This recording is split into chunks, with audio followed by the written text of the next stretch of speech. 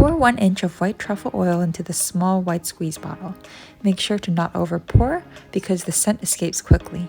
Next, prepare the tonkotsu plus base. You'll notice it's marked by pork and chicken broth on the bag. Also, make sure you have pork pastrami and Japanese style meatballs defrosted. Next, prepare your white radish and your peeler, and let's get started. Peel the outer layer of the radish, making sure you get rid of all the dirt and skin on the outside. Wash the radish thoroughly and then cut off both ends. Cut each piece into 1.5 centimeters thick. Make sure that each piece in terms of thickness is identical so that the cook time is also consistent.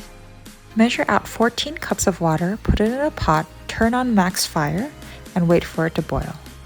Once the water boils, take 1 teaspoon of uncooked rice and throw it into the water.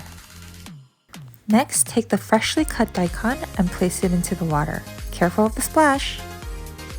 Reduce the heat to a medium fire around the 10 o'clock mark and let it gently boil. Cover the pot with a lid and we're going to let it cook for 15 minutes. Yay! We're done with the first boil. Turn off the timer, remove the lid.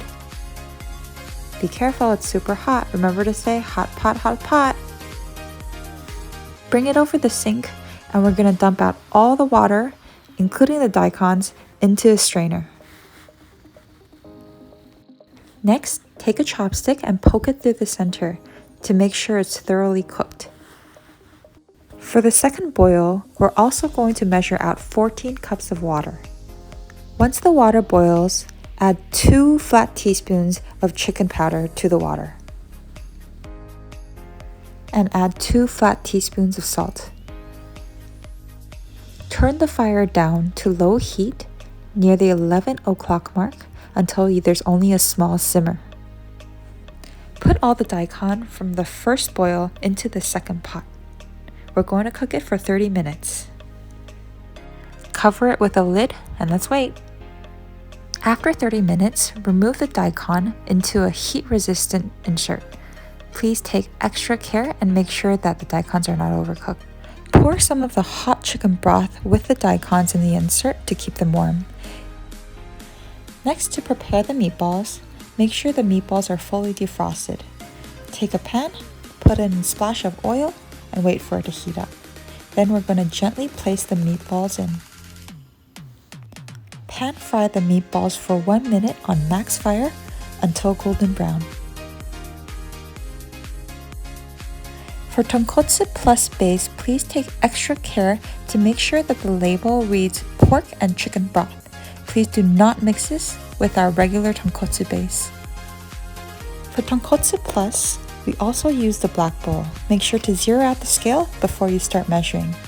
Mix the sauce well so that the oil and the sauce is well combined, and we're going to measure out 33 grams for tonkotsu plus. Gentle reminder, please make sure you bring the base over the bowl so the sauce doesn't get everywhere. For tonkotsu plus, we highly recommend the customer to use thin noodles to go with this broth pairing. Please remember to cook the noodles for 1 minute and 30 seconds when the noodles are separate from the soup. Like all black bowls, pour the broth up to the line. Mix the broth with the base and be careful of the sides. When the timer goes off and the noodles are ready, make sure to let the noodles strain before shaking them well. Put a full tablespoon of all 3 flavor oils, garlic, ginger, and leek, into the bowl of ramen. Make sure the noodles are fully cooked and not clumped together and fold it. Put 1 slice of chashu at 10 o'clock, 2 meatballs at 7 o'clock, 2 slices of pastrami at 2 o'clock, and last but not least, 1 daikon at the 5 o'clock. Gently handle the daikon, and if it needs to be heated up, put it in the microwave for 10 seconds. Take 1 scoop of shiitake, make sure the surface is flat, and put it in the center of the ramen. Then we're going to top it with white onion. Our last touch is truffle oil. Be very gentle and draw 1 circle on the outside, 1 medium circle, and a gentle touch up top. Please make sure you do not heavily squeeze the bottle. And here you go. Here's your tonkotsu plus new edition. Enjoy!